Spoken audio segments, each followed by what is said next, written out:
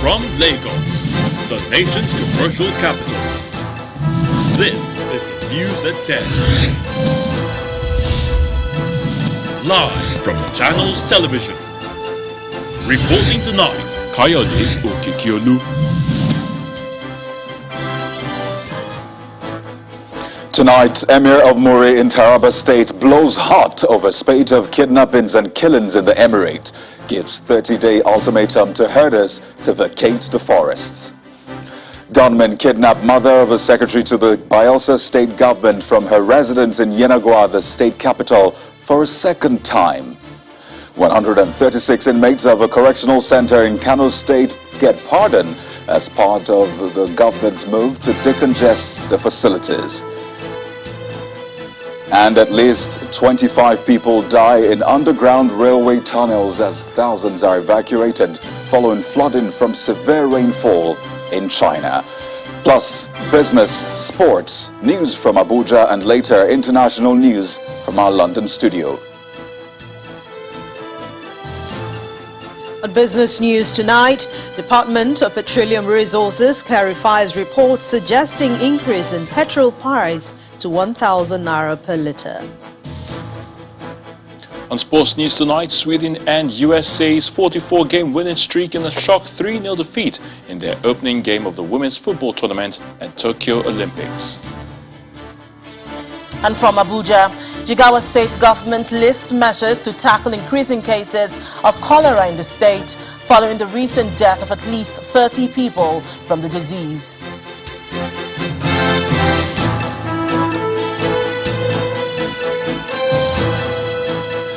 Vacate the forests within the next 30 days or face the consequences.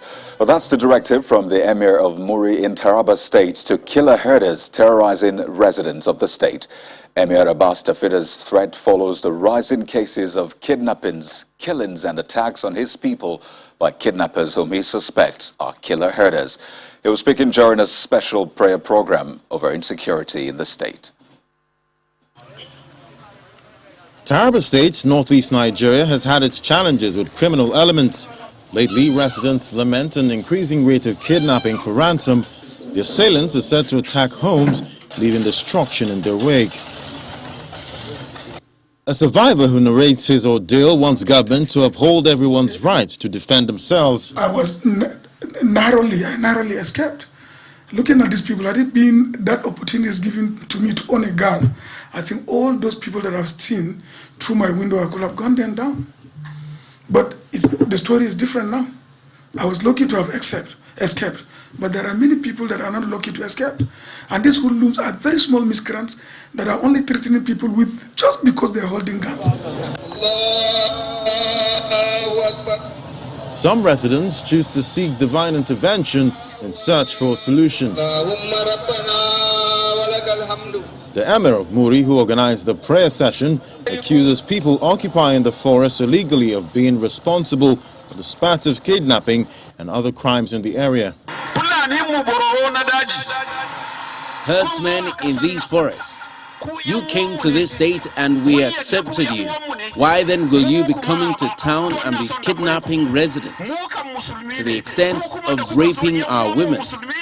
We are tired of having sleepless nights. Every herdsman should start counting from today, as I'm giving them this 30-day ultimatum to stop kidnapping for ransom or face the consequences of their action by paying dearly. Enough is enough. The federal government says it's not unaware of the challenges, but assures the residents it's making progress in the fight. What happens just a few weeks ago, there are a lot of progress, and also Mr. President is on it, and I believe we are going to succeed at the end of the day. While the prayer continues, residents want government to change its strategy towards addressing this challenge. Moving down south, gunmen have also kidnapped the 78-year-old mother of the secretary to the Bayelsa state government, Madam Bettina Benson. The state police public relations officer, Adeyemo, says The kidnappers, who dressed in military uniforms, stormed her residence at the Legislative Quarters, Azikoro, Yenagoa, last night and took her away. The State Commissioner of Police, Michael Colley, who visited the home, says investigation into the matter has commenced, while assuring that efforts are on to rescue the aged woman and bring the perpetrators to justice.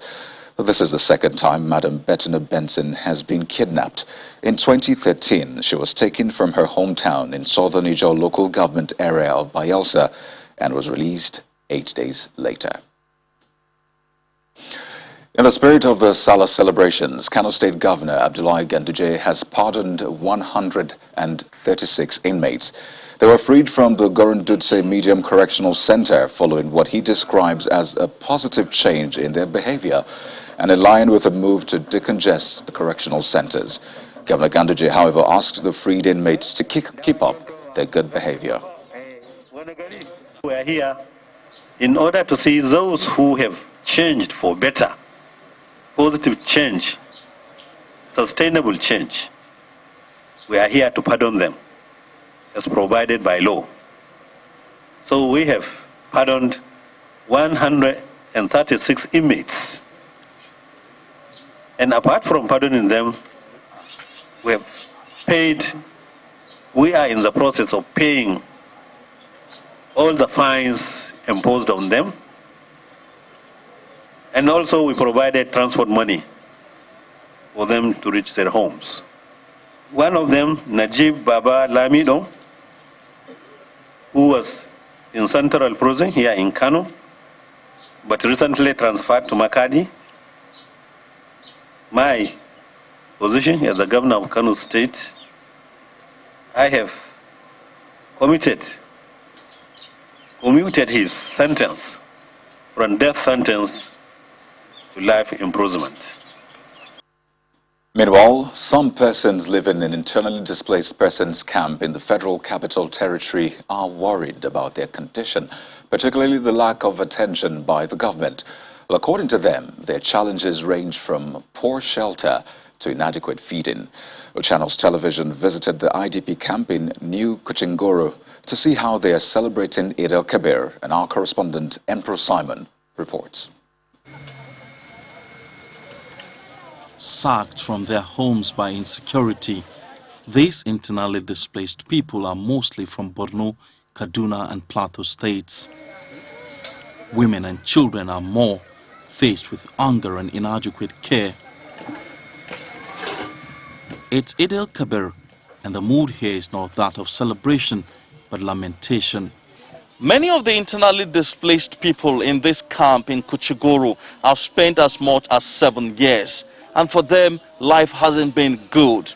Today is Salah, but they say there is nothing to celebrate because even getting food to eat is a big problem, in addition to the fact that they do not have befitting accommodation. There are days where our children don't get food to eat. We want to farm or get something to do, but it's not possible.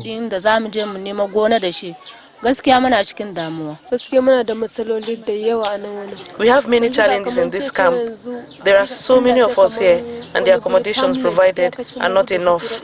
We wish the government could provide a more befitting shelter for us. Their children have no new clothes for the celebration like others outside the camp, no slaughtering of animals, and one could hardly see the women cooking. We have nothing to cook, let alone share to others. This woman, who has spent 8 years in the camp, says in the past the government would bring them foodstuff and beef during festivities, but that has stopped for some time now. We used to get 2 cows and rice from the government during every festivity, but we have not received such for a long time. While we're still in the camp, a group of ladies visit the IDPs to celebrate the birthday of a friend, and they distribute some foodstuff to them. It's quite sad. Even what we brought is not even halfway enough, and I think we will need to do this like more often. I think maybe like once in a month, because trust me, what we see today is overwhelming. It's not certain how many more years the IDPs have to spend in this camp, but they look forward to a day when they will spend festivities such as the Eid al-Kabir celebration in the comfort of their homes. Eid al-Kabir is a time for self-sacrifice, a time to show love and a time to share. These internally displaced people in this camp are hoping that the government and other well-meaning Nigerians will reach out to them in love and share the moment with them. Emperor Simon, Channels Television News. Well, away from the festivities, the National Assembly may have passed the Electoral Act Amendment Bill before embarking on its annual recess, but the amendment of Clause 52, subsection 3 on electronic transmission of votes has shocked many Nigerians and caused a rift between opposition lawmakers and their colleagues in the ruling party. In this report, our correspondent Linda Akibe revisits the passage of the Electoral Act Amendment Bill in the National Assembly and its implication on future elections. The Electoral Act Amendment Bill is one of the most polarizing pieces of legislation in the Ninth Assembly. Nigerians have yearned for the passage of this critical bill, believing it will sanitize elections, which have been overwhelmed with violence, ballot box snatching, underage voting and cash for votes. Clause 52(3). But Clause 52, subsection 3 on electronic transmission of results caused a huge strain in both the Senate and House of Representatives, setting lawmakers from the ruling party against their colleagues in the opposition party.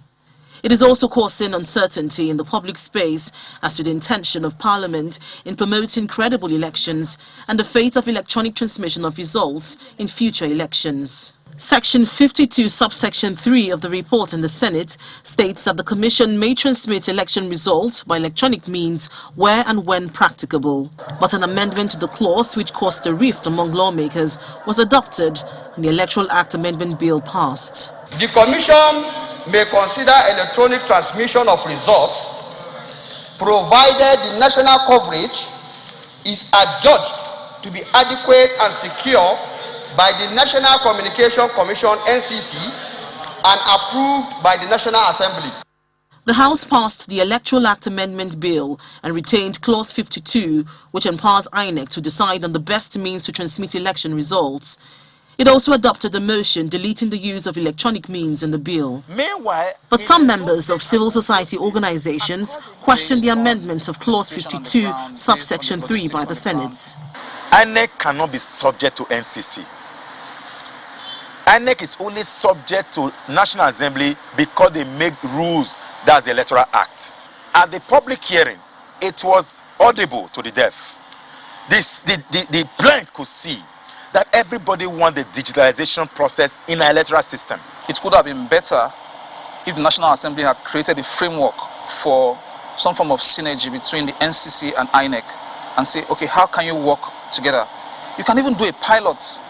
You can even do a pilot to say, we want to pilot this process in 6 states.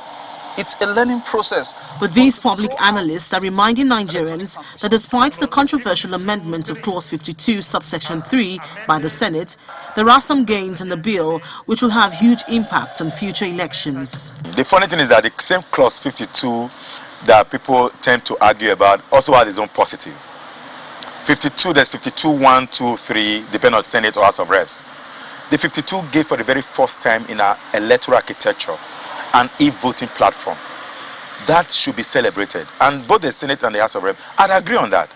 The dispute is just the transmission. Both chambers are to come up with a harmonized bill, and it's not clear what will be the final position of Parliament on the matter of electronic transmission of votes.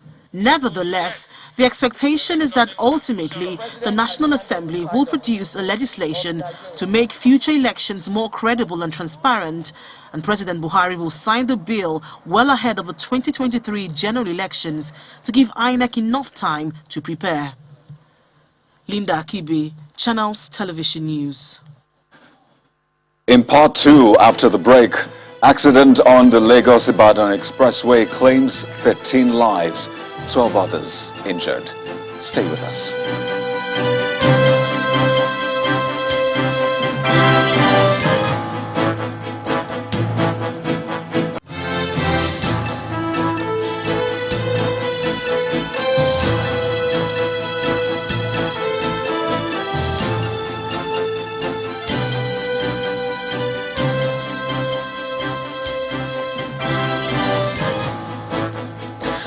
If you've just joined us, you're watching the news at 10, live on Channels Television Lagos. A reminder of our top stories. Emir of Maru in Taraba State blows hot over spate of kidnappings and killings in the Emirate, gives 30-day ultimatum to herders to vacate the forests. Gunmen kidnapped mother of the secretary to the Bayelsa state government from her residence in Yenagoa, the state capital, for a second time. 136 inmates of a correctional center in Kano get state pardon as part of the government's drive to decongest the facilities. And at least 25 people die in underground railway tunnels as thousands are evacuated following flooding from severe rainfall in China.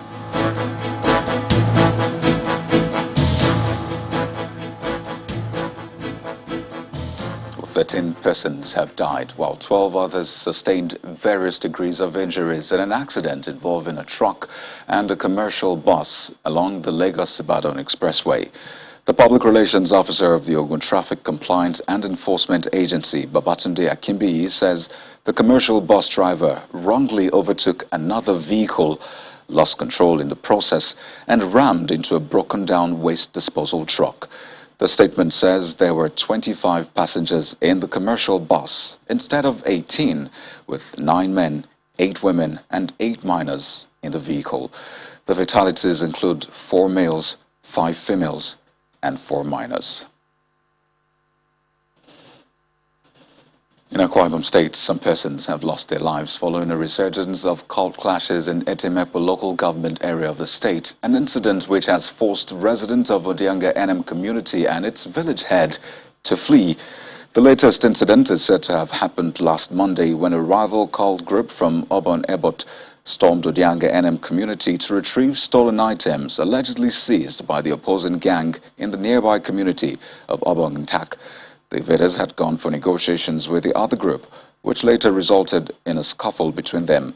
Police authorities in Akwa Ibom State say full investigation into the crisis will soon begin. Meanwhile, operatives of the National Drug Law Enforcement Agency have arrested one Chioma Afam who uses multiple identities and wears the hijab to evade security scrutiny. Chioma, who goes by aliases such as Amina, Ozuamaka and Ifunaya to cover her criminal activities, was arrested in Benue State alongside her partner, One Piece Caleb, while trying to smuggle a total of 296,000 pills of diazepam and XO5 from Onitsha in Anambra State to Gombe State. A search of their vehicle led to the discovery of the illicit drugs packed in 4 large bags. The 2 suspected traffickers also rebuffed efforts to take pictures with the exhibits without wearing their hijab. Meanwhile, the Ondo State Command of the agency has also intercepted one Olu Ame, a commercial motorcycle rider with 465 kilograms of cannabis sativa along Ijagba-Ote Road in Ose local government area of the state. Well, let's cross over to our Abuja studio for more on the news at 10 with Linda Akube. Good evening, Linda. Good evening, Coyote. To health matters, Jigawa State government has been listing measures being taken to tackle the recent upsurge in cholera cases in the state. The latest outbreak has killed 30 people, with over 2,000 cases recorded across 9 local government areas of the state. According to the Permanent Secretary, Ministry of Health, Dr. Salisu Moazu, the state capital, Dutse, and Hadeja local government areas are the worst affected. Our correspondent Sadiq Ilyasu has more on this report. Children fetching water from a public hand pump is a common sight in Chemo village, located a few kilometers from Dutse, the capital of Jigawa State. However, this source of water is believed to have led to the latest cholera outbreak in parts of the state. In the last 30 days, over 2,000 cases were recorded in the state, and at least 30 deaths have been recorded. Our team have been going around. In every local government, we have what we call a rapid response team, comprising of Deputy Director Disease Control, the DSNO Disease Surveillance Officer, the WASH representative from LGA, the environment, there are about 5. So whenever there's any outbreak, they make a fast response. And if they need intervention, we have the state's rapid response team. that is led by the state epidemiologists and the state DSNO. This primary health center located in Chamo village in Dusa local government area of Jigawa State is one of the communities worst affected by the cholera outbreak in the state. In this facility, 368 cases were recorded with 4 fatalities. Although many of the patients have been treated and discharged, the health workers in the hospital confirmed to us that they record new cases on a daily basis. The fatality has no age or gender preference, as family members narrate their experiences. To take kashin nan to gaba ɗaya jiki ya slapped. Sai muka ɗauke ta take sai muka kai ta asibiti. Da muka kai ta asibiti nan take muka je aka yi mata aiki. Aka ɗan ƙara mata ruwa aka yi mata komai da komai ta fara magana da bakinta ta ce ta mutu gida. Allah bai sa garin ya waye tana da rai ba. Karfe 3 da ɗan wani abu ko da minti 5 ne ko 10 ne sai muka waye gari ba ita. Jigawa is joining states like Bauchi, Enugu, Kano, and the Federal Capital Territory, who have recorded fatal cases of cholera recently. Perhaps it is pertinent for authorities to take the necessary steps to avoid the further spread of the disease. Sadiq Ilyasu, Channels Television News.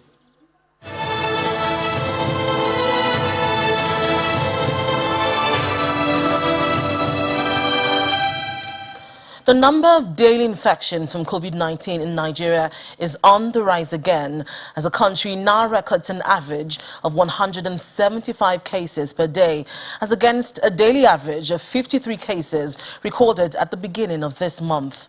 Nigeria currently has over 169,000 confirmed cases of COVID-19, resulting in 2,128 fatalities, as 3,013 active cases remain in the treatment centers. Our next report examines the level of compliance with the COVID-19 safety protocols recommended by the federal government. The Presidential Steering Committee on COVID-19 had on July 17th put 6 states and the Federal Capital Territory on red alert following the emergence of the Delta variant and a resurgence in the number of cases. A statement by the committee listed Lagos, Oyo, Rivers, Kaduna, Plateau and the FCT among the high-risk zones where preventive measures against a third wave need to be scaled up. In the last 2 weeks, the number of COVID-19 cases recorded in Nigeria has been on the rise. New cases have more than doubled in the last 1 week when compared with the numbers recorded at the beginning of the month. Notwithstanding this grim reality, many Abuja residents do not adhere to the COVID-19 safety protocols as advised by the government and walk the streets freely without using face masks. I could remember at a particular time, if you go to Wuse Market, you even see people at the entrance. You are not putting on masks, you are not entering. You don't sanitize your hand, but the pressure, it has gone down to some extent now. So I think the awareness is very low for now. That is why we don't see people adhering to COVID-19 protocol for now. But there are a few who are not taking chances as they comply with the non-pharmaceutical interventions. COVID-19 is real. We need to take it seriously.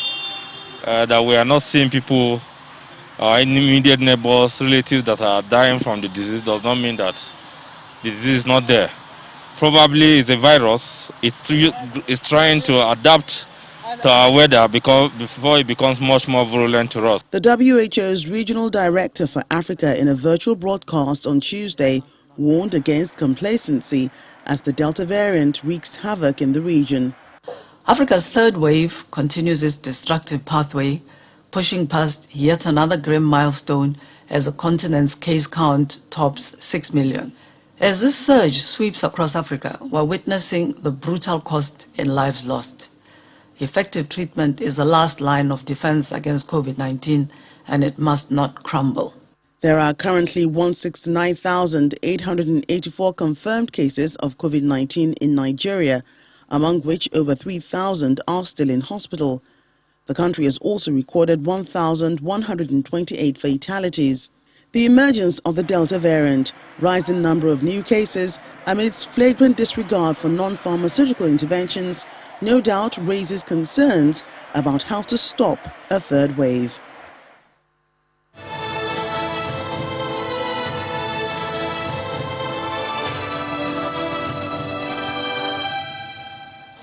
Some protesters have taken to the streets at Soka Junction of the Lagos-Ibadan expressway to demand the release of one of the leading voices of Yoruba nation agitation, Mr. Sunday Adeyemo, also known as Sunday Igboho. The protesters who moved from Igboho's house to the expressway have blocked vehicular movement, causing a gridlock in the process. Although security agencies are yet to formally confirm his arrest, Igboho was reported to have been arrested by security operatives in Benin Republic alongside his wife at the Cotonou airport. The Department of State Service had declared him wanted after security operatives raided his home in Ibadan, where they claimed they recovered arms and other items. Before now, Mr. Igboho had been leading agitations for Yoruba nation and holding rallies in various parts of the southwest. When the news at 10 returns, Department of Petroleum Resources clarifies reports suggesting increase in petrol price to 1,000 naira per litre. That's on Business News. Please stay with us.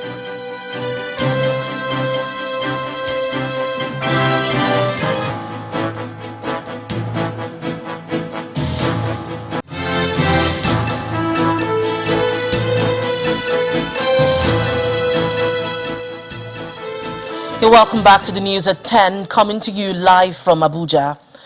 The 1,000-bed hostel being built by the Niger Delta Development Commission at the permanent sites of the University of Uyo will be ready for use in the next 2 weeks. The interim administrator of the NDDC, Mr. Effiong Akwa, made the assurance during a courtesy visit to the Vice-Chancellor of the institution, Professor Nyaudo Ndayo.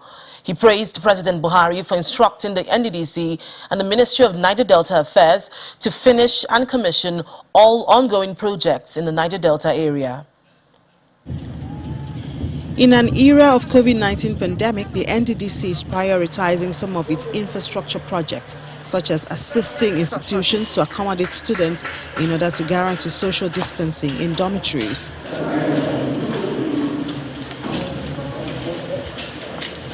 After inspecting this facility, a 1,000-bed model hostel at the University of Akwa Ibom State, the NDDC boss notes that the agency will help more institutions within the region provide a comfortable learning environment for their students, which in turn adds value to the Niger Delta educational system.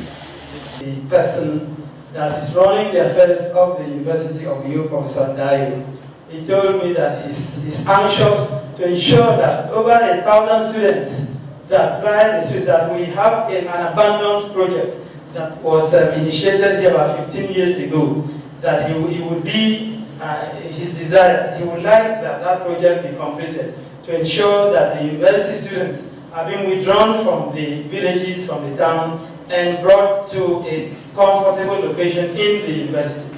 Particularly, this will help the university, this will help Nigeria, this will help the economy to fight the ongoing COVID-19 pandemic. Vice-Chancellor of the University of Uyo, Professor Nyaudo Ndayo, thanks the Commission for easing the pressure already mounting. He also commends the interim administrator for reviewing the NDDC's policy regarding foreign postgraduate scholarship program.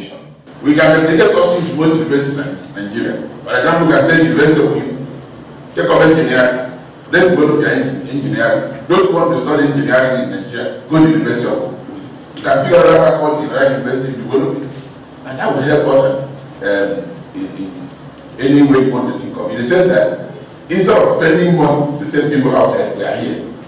People say that what they are doing for is going to maybe show.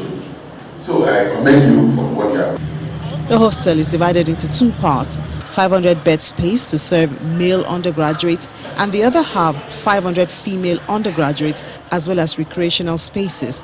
The project is 95% complete, with only exterior work and landscaping to be completed before its commissioning in the next few weeks. That's all from Abuja. Back to you, Coyote. Thank you, Linda. Here in Lagos, police authorities have continued to raid black spots and criminal hideouts, especially during the Eid al-Kabir festivities, with the arrest of over 100 suspects in the Oshodi area of the state. The spokesperson of the Lagos Police Command, Muyiwa Adeyemo, says the state task force team embarked on the raid, arrested the suspect, recovered drugs and substances suspected to be Indian hemp and dangerous weapons. The Commissioner of Police, Hakeem Odumosu, has ordered that the hoodlums be charged to court as the command plans more raids of such black spots across the state. Well, the rail transport system has been up and running in some corridors in Nigeria since 1900. However, there's been a long break along the way with decaying infrastructure. Well, the good news is some of the facilities have been revitalized in recent years, but how much of the transformation is documented? Well, in this special report, our correspondent Dari Dowu highlights how the history of the Nigerian Railway is defining the current state of rail travel and efforts at preserving that part of the Nigerian Railway history. At the railway compound in Ebute-Metta, where all was said to have started in 1898, one still gets to see the solid foundation laid over a century ago on which some of the current structures are built. As new structures are fading out the old, some materials are abandoned unceremoniously, some kept as artifacts. The Nigerian Railway Corporation is one of the oldest institutions in the country. Of course, this place in Ebute-Metta, the railway compound, holds a special place in history, from personalities, buildings, to artifacts, from pre-colonial to post-colonial events. A walk down in this compound is a walk down memory lane. We are here today not only to trace the past, but to connect current situations and current events. One of the old locomotives can still be found at the running shed, old, rusty and immobile. We stopped by the Jekyll House, a mini museum at the railway compound. Hi, good morning. Welcome to Jekyll House. Thank you very much. Join me to take you through our history. The driver of the train will take a key from here, point A, Ebute-Metta, and take that key and report that key that he has arrived as a way to log his presence at Ibadan. And then at will, the person managing or monitoring can call and communicate. This is an air alarm, and in this air alarm, it is used to signal an oncoming train for people who are walking on the tracks. So what happens is that, well, this is before the advent of the trains now had their own horns and sound, is that once a train is coming, you would have somebody, an onlooker, do this. And when he does this, he is telling people that a train is coming, a train is coming. The railway heritage is not only preserved inside the building, there are some still sitting on rail tracks. Okay, yeah, let's see. Okay, back. Yeah, back. Up. Yeah. This one that I'm sitting on is called the pump trolley. So in those days, this pump trolley is used in checking the tracks. So the technical officers sit down here, and we have 4 men that will be doing the pumping to make the pump trolley to move. Away from Ebute-Metta, we caught up with 90-year-old engineer Nath Okoro, nicknamed Authentic Railway Man, a name he earned for his vast knowledge of the Nigerian railway system, having worked as the first managing director of the corporation. NRC headquarters became headquarters because the British were here. From 1898, they started construction of the railways from Lagos. So everything was settled here. The white people moved to Okeira. That's the present railway headquarters, where we live in Ebute-Metta. That area is called Okeira. Did you know that? Well, that's the name. Okay? That Okeira was first round from the market area. That was Okeira. It was the white people. We were about the first group of black men to live there. There's no light, eh? Why haven't you put it on? He takes us to his library, where he stacks up a catalogue of books about railways and still documenting more on his laptop. So everything you want to know about railway, you remember this here. by trying to preserve history, because we seem to have lost a lot of... But how many of them have asked us, what sense? What do they know? They've lost even the books. They don't have. Some of us have them.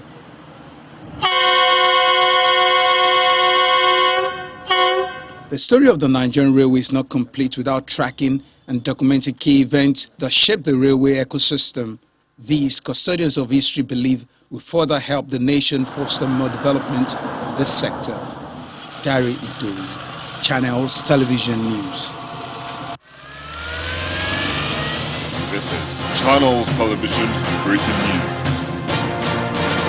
For breaking news just in, 2 of the abducted students of Bethel Baptist Secondary School in Chikun local government area of Kaduna State have been rescued by police operatives. They were rescued this evening in a Regina area along the Kaduna-Abuja highway. The spokesman of the Kaduna State Police Command, Mohammed Jalige, told Channels Television that the 2 abducted students have been taken to a police medical facility where they are currently undergoing medical examination. 121 students of Bethel Baptist Secondary School in Chikun local government area of Kaduna State were abducted from their hostels by bandits on July the 8th. Last week, the police rescued 1 of the students inside a forest, while 2 were rescued today, thereby bringing the number of those rescued to 3. Meanwhile, the bandits are demanding the sum of 60 million naira as ransom for the release of the kidnapped students. Once again, 2 of the abducted students of Bethel Baptist Secondary School in Chikun local government area of Kaduna State have been rescued by police operatives. Well, the news at 10 train is making a stopover for some business news, and Ann Wilder is standing by. Banking so easy, so simple. Dial *894# now to experience it. You first, First Bank.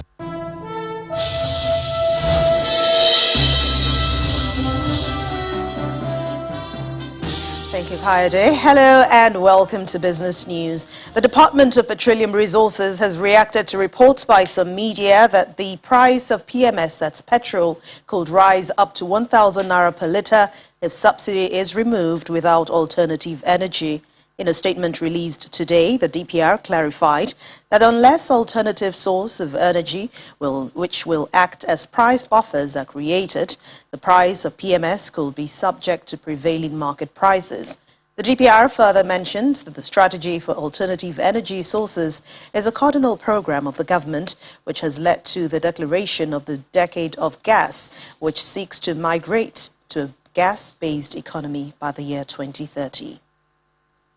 The Port Harcourt refinery in Rivers State is expected to deliver refined petrol products by September next year, and that's according to the National Petroleum Products Corporation.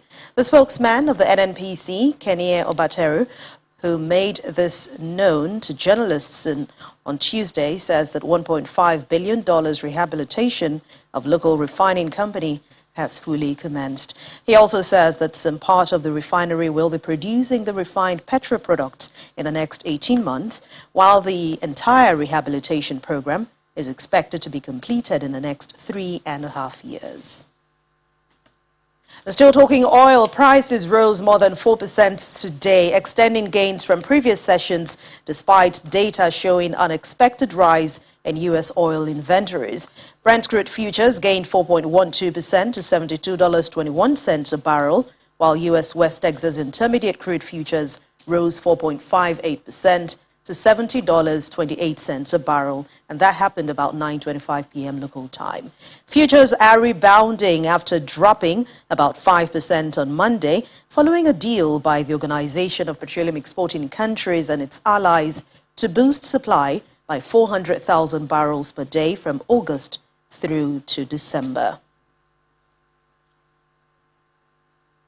Over $157 billion, that's the amount deployed over the last 15 months to fight the economic, health and social impact of COVID-19 on some developing countries. According to latest report by the World Bank, that record amounts to its largest ever crisis response, which represents an increase of more than 60% unprecedented level of financial support within the period.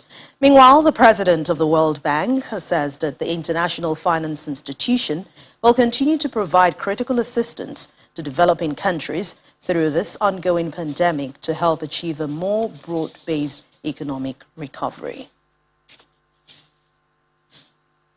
And in company news outside Nigeria, Johnson & Johnson says that it expects to sell $2.5 billion of its own COVID-19 vaccine this year amid concerns about the shot's effectiveness against the Delta variant.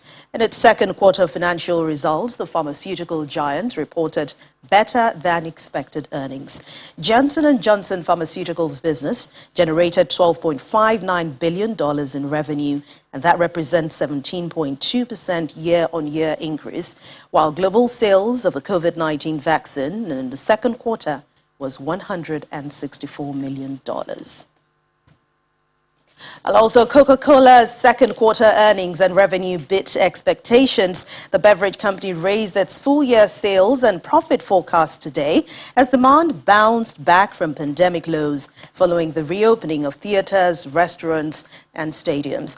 Net sales rose 42% to $10.13 billion, topping all expectations of $9.32 billion. Coca-Cola reported fiscal second quarter net income of $2.64 billion, up from $1.78 billion recorded in the previous year. Major global stock markets were mostly in the green today. In U.S. stocks indexes, it extended yesterday's gains, boosted by robust corporate earnings. Meanwhile, the Nigerian Stock Exchange, of course, is closed for the Muslim festive holiday. But let's see how they all closed today.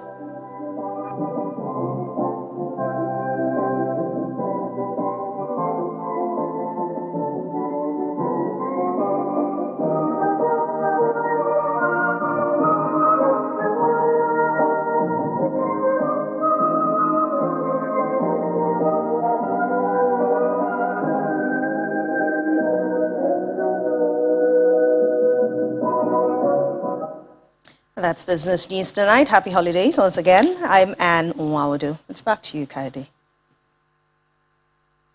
Banking so easy, so simple. Dial *894# now to experience it. You first, First Bank.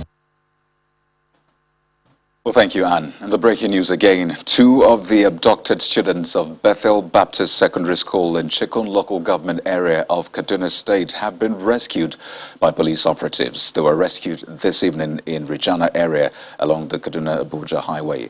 The spokesman of the Kano State Police Command, Mohammed Jalige, told Channels Television that the 2 abducted students have been taken to a police medical facility where they are currently undergoing medical examination.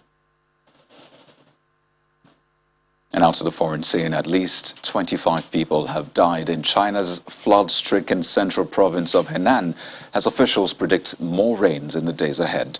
More than 100,000 people have been evacuated in Jiangsu, one of the province's industrial and transport hubs.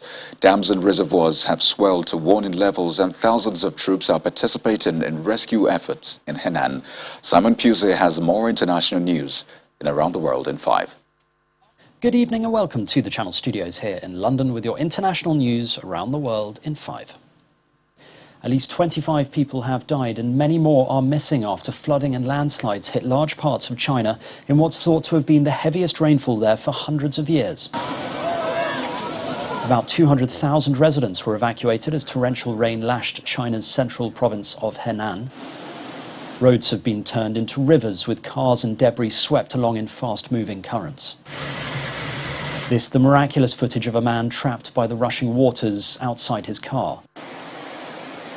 And here, what was once a subway tunnel, now a torrential river. People walking from the train, literally just keeping their heads above water. Several dams and reservoirs have breached warning levels and rivers have burst their banks. President Xi Jinping has ordered the deployment of the People's Liberation Army and said that authorities must prioritize people's safety. France will double the number of police patrolling its beaches as part of a deal with the UK to try and stop the number of migrants crossing the English Channel. It comes as the number of people crossing the Channel this year has now overtaken 2020's total. The UK will pay more than £54 million as part of the deal, which will also improve intelligence sharing. The funding will also be used for better technology to target those who organise the crossings. The new agreement will come into force in the coming days. The Australian economy is set to suffer further as 13 million people, about half the entire population, endure fresh lockdowns to contain COVID-19 outbreaks. We need more time. A third state, South Australia, joined Victoria and parts of New South Wales in lockdowns. Australia's two biggest cities, Sydney and Melbourne, are among places facing uncertainty over when to reopen. Fewer than 14% of Australians are vaccinated.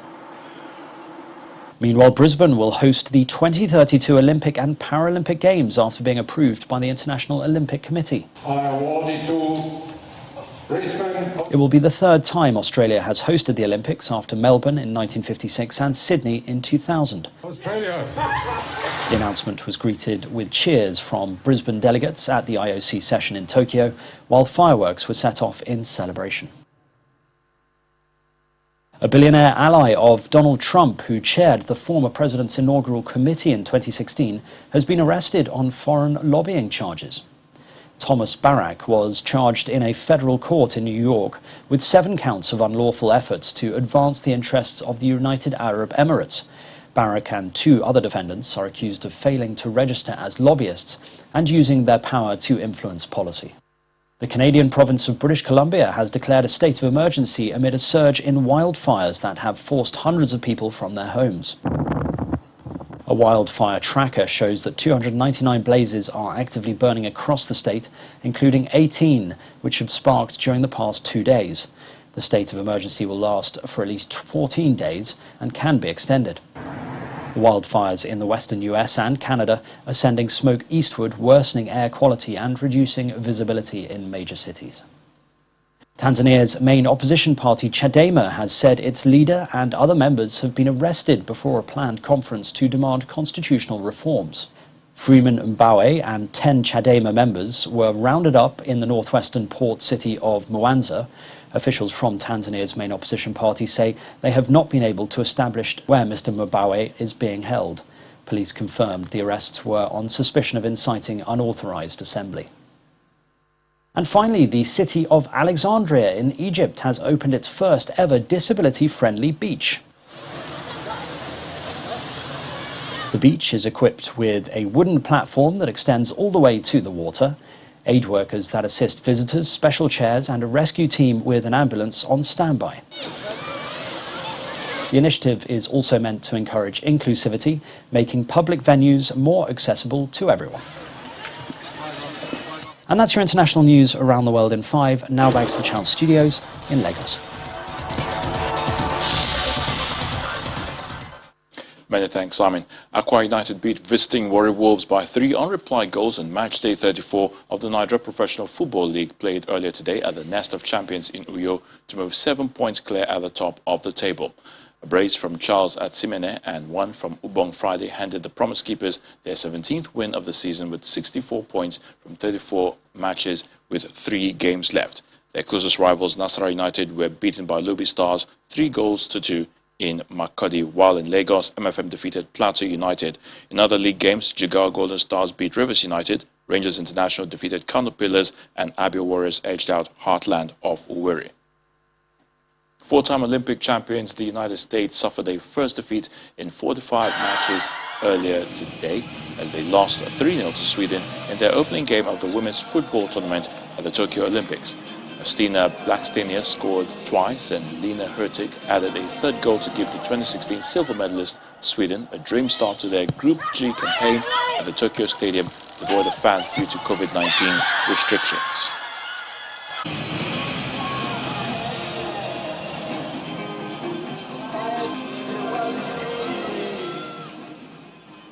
IOC President Thomas Bach says athletes are allowed to take the knee at the Tokyo Olympics and the gesture does not violate the International Olympic Committee's Rule 50, banning political statements.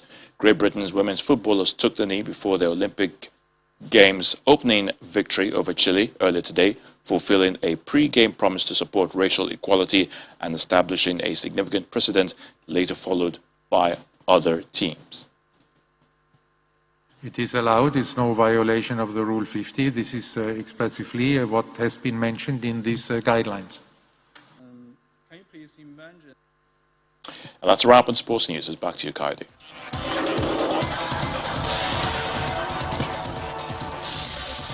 Well, thank you, Ayo. And the main news again. The police today rescued 2 more abducted students of Bethel Baptist School, Kano State in Regina area on the Kaduna-Abuja highway. And at least 25 people died today in underground railway tunnels as thousands were evacuated following flooding from severe rainfall in China. And that's the news at 10. Thank you for watching. I'm Kayode Okikilu. Do enjoy the rest of your holiday.